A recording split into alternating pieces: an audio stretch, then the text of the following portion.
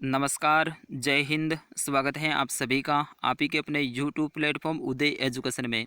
Rajasthan one रक्षक व वनपाल परीक्षा 2021 के लिए राजस्थान सामान्य ज्ञान का मॉडल पेपर भाग संख्या 43 में लेके आया हूँ। साथियों, आज के इस भाग में राजस्थान सामान्य ज्ञान के 30 अति महत्वपूर्ण प्रश्न रहेंगे जो कि आपके आने वाले एग्जाम की दृष्टि से काफ़ी इंपॉर्टेंट रहने वाले हैं। तो आप सभी साथियों से विनंती रहेगी, इस वीडियो को आप अंत तक जरूर वॉच कीजिएगा।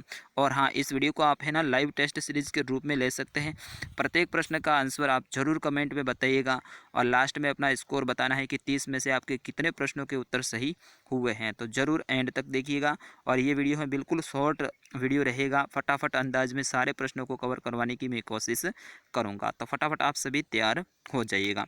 एक बार आप सभी लाइक कर दीजिएगा साथियों, और साथ ही जो पहली बार आए हैं उनसे विनंती रहेगी चैनल को भी सब्सक्राइब जरूर कर लीजिएगा, क्योंकि वन रक्षक और वनपाल की आपके लिए यहाँ पे तैयारी करवाई जा रही है।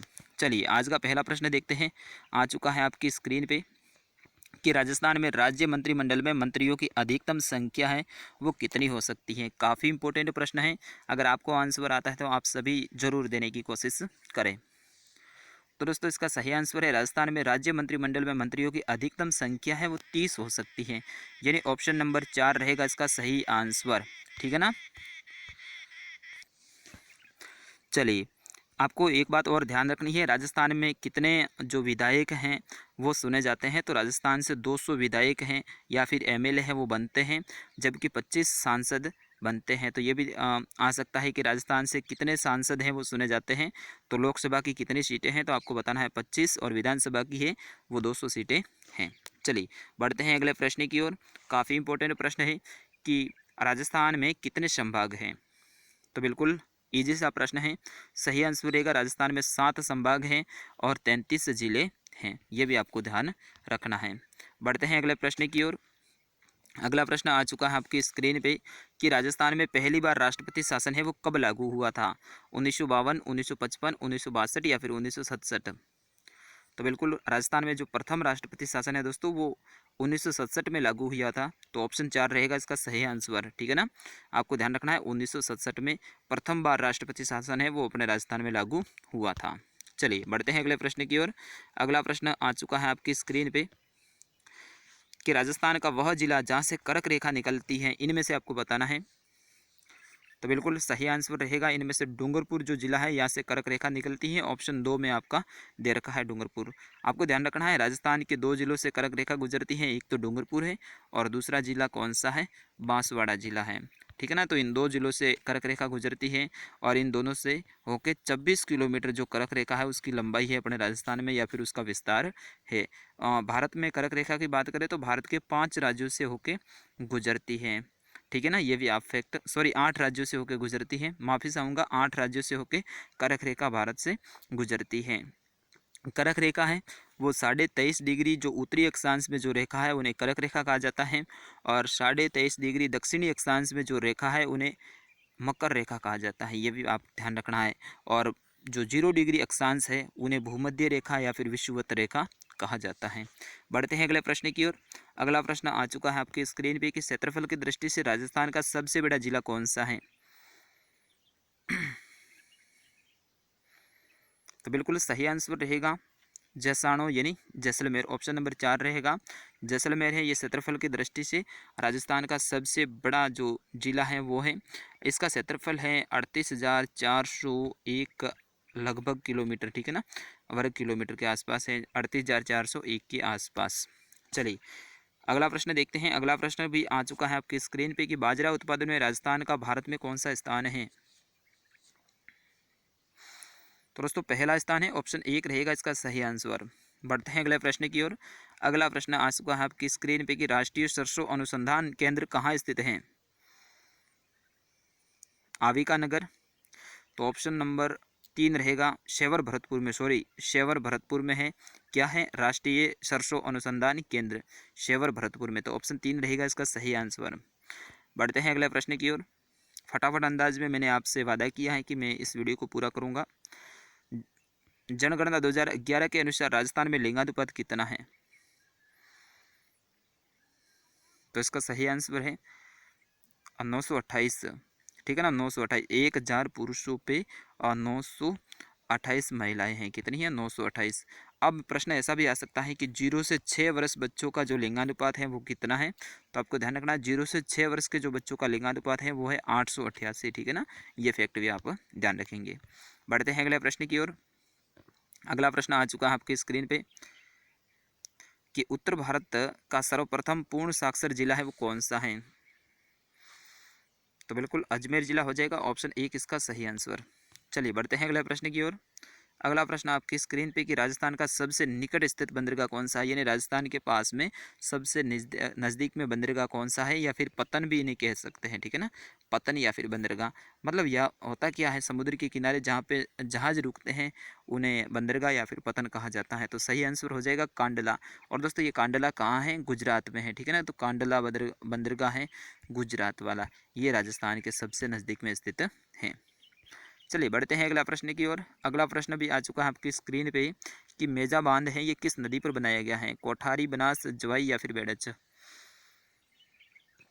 दोस्तों मेजा बांध है ये कोठारी नदी पे बनाया गया है, तो ऑप्शन 1 रहेगा इसका सही आंसर। जवाई नदी पे जवाई बांध बना हुआ है सुमेरपुर पाली के पास में। अगला प्रश्न है ताल शापर अभयारण्य है वो किसके लिए प्रसिद्ध है? ताल शापर अभयारण्य किन के लिए प्रसिद्ध है? तो बिल्कुल काले हिरणों के लिए। ठीक है ना, काले हिरणों के लिए ताल शापर अभयारण्य है ये प्रसिद्ध है। रणथंबोर है ये बाघों के लिए प्रसिद्ध है। चलिए अगला प्रश्न है इंसमेंटेशन लिमिटेड कहाँ स्थित है? इंसमेंटेशन लिमिटेड कहाँ स्थित है? 13वें प्रश्न का आंसर तो दोस्तों ये है कोटा जिले में स्थित, तो ऑप्शन 4 रहेगा इसका सही आंसर। चलिए बढ़ते हैं अगले प्रश्न की ओर कि राजस्थान की धातु नगरी किन्हें कहते हैं जहाँ पे सर्वाधिक धातु के औजार बनाए जाते हैं? तो सही आंसर रहेगा ऑप्शन नंबर 3 यानी नागौर। दोस्तों नागौर को राजस्थान की धातु नगरी कहते हैं। भीलवाड़ा है इन्हें क्या कहते हैं? राजस्थान की वस्त्र नगरी कहते हैं। जबकि तलवार निर्माण के लिए जो राजस्थान का कौन सा शहर प्रसिद्ध है? तो आपको ध्यान रखना है सिरोही शहर प्रसिद्ध है। बढ़ते हैं अगले प्रश्न की ओर। अगला प्रश्न आ चुका है आपकी स्क्रीन पे कि किस जिले में मैग्नीज अधिक मात्रा में निकाला जाता है या फिर पाया जाता है? मैग्नीज बांसवाड़ा जिला, ऑप्शन नंबर 4 रहेगा इसका सही आंसर। ठीक है ना, बांसवाड़ा में क्या है? मैग्नीज अधिक मात्रा में निकाला जाता है या फिर यहाँ पे पाया जाता है। चलेगा अगला प्रश्न आ चुका आपके स्क्रीन पे कि विश्व का सर्वश्रेष्ठ लिग्नाइट कोयला है ये कहाँ पाया जाता है? पलाना, बीकानेर, अलवर या फिर कोटा? बिल्कुल आंसर देने की कोशिश करें। तो इसका सही आंसर है 16 का ऑप्शन नंबर 1 यानी पलाना में। पलाना में क्या पाया जाता है? सर्वाधिक बेस्ट क्वालिटी का जो लिग्नाइट है वो पाया जाता है। चलिए अगला प्रश्न, एशिया की दूसरी सबसे बड़ी कृत्रिम झील है वो कौन सी है? बिल्कुल इजी सा प्रश्न है, इससे इजी तो कोई प्रश्न ही नहीं हो सकता है मेरे साथियों। तो एशिया की दूसरी सबसे बड़ी जो कृत्रिम झील है वो जयसमंद झील है। कौन सी झील है? जयसमंद, ये आपको ध्यान रखना है। जयसमंद झील है ये एशिया की सबसे बड़ी दूसरे नंबर की जो कृत्रिम झील है वो है। चलिए अगला प्रश्न है कि गीदड़ नृत्य है वो कहाँ होता है? शेखावाटी, वागड़, तोरावाटी या फिर हाड़ौती? बिल्कुल आंसर देने की कोशिश करें तो सही आंसर रहेगा गीदड़ नृत्य है ये होता है अपने शेखावाटी क्षेत्र में। गीदड़, ढफ, संग आदि शेखावाटी क्षेत्र के नृत्य हैं, तो ऑप्शन 1 रहेगा इनका सही आंसर। चलिए बढ़ते हैं अगले प्रश्न की ओर। अग्नि नृत्य किस संप्रदाय के द्वारा किया जाता है जिनका उद्गम कतरियासर बीकानेर से हुआ है? तो जसनाथी संप्रदाय, ऑप्शन 2 रहेगा इनका सही आंसर। चलिए बढ़ते हैं अगले प्रश्न की ओर। अगला प्रश्न है कि सुशिर वाद्य यंत्रों में सर्वश्रेष्ठ है वो कौन सा है? शहनाई, बिल्कुल शहनाई, ऑप्शन नंबर 2 रहेगा इसका सही आंसर। चलिए अगला प्रश्न है कपिल मुनि का मेला है ये कहाँ भरता है? कपिल मुनि का मेला कोलायत, बीकानेर में, ऑप्शन 2 रहेगा इसका सही आंसर। अगला प्रश्न है कि गणगौर का त्यौहार है ये कौन से महीने में मनाया जाता है या फिर कौन से महीने में आता है? क्षेत्र महीने में आता है, ऑप्शन 1 रहेगा इसका सही आंसर। चलिए अगला प्रश्न, किस दिन लील टांस नामक पक्षी है उसका दिखना शुभ माना जाता है? दशहरा के दिन। ऑप्शन 2 रहेगा इसका सही आंसर। अच्छा, क्या इम्पोर्टेंट प्रश्न आया है और इजी सा प्रश्न है कि लड़की के जन्म पर थाली बजाई जाती है। दोस्तों ये किस धातु की होती है? लड़के के जन्म पर जो थाली बजाई जाती है वो कांचे की होती है। ऑप्शन 3 रहेगा इसका सही आंसर। पहले ये काफ़ी प्रचलित थी, लेकिन अब तो थोड़ी सी लड़के और लड़कियों में अब भेदभाव नहीं होता है इतना, तो अब ये थाली वगैरह बजाना ये परंपरा है, ये बंद होती जा रही है। डिंगल का होरेश किसे कहा जाता है? बिल्कुल 25 का आंसर। अगर आपको आता है तो ज़रूर बताइएगा। बाकी पृथ्वीराज राठौड़ को डिंगल का होरेश कहा जाता है। ऑप्शन 1 रहेगा इसका सही आंसर। चलिए अगला प्रश्न है कि कौन सा लोक देवता पंच पीरों में नहीं आते हैं इनमें से?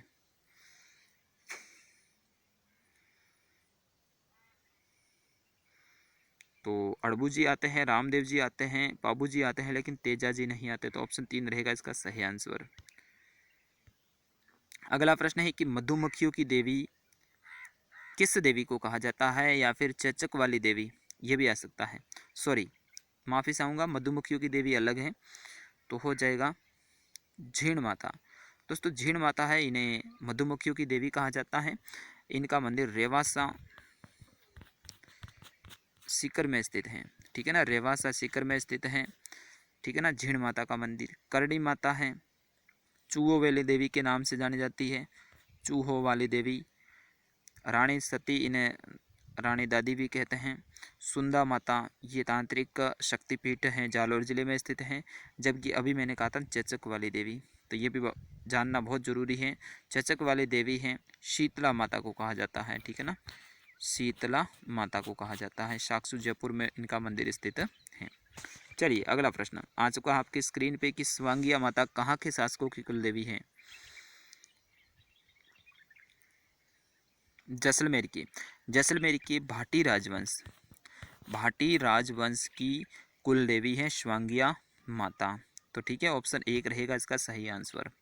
बढ़ते हैं अगला प्रश्न की ओर। मेवाड़ का मैराथन किसे कहा जाता है? मेवाड़ का मैराथन किसे कहा जाता है? तो मेवाड़ का मैराथन है हल्दी घाटी के युद्ध को कहा जाता है,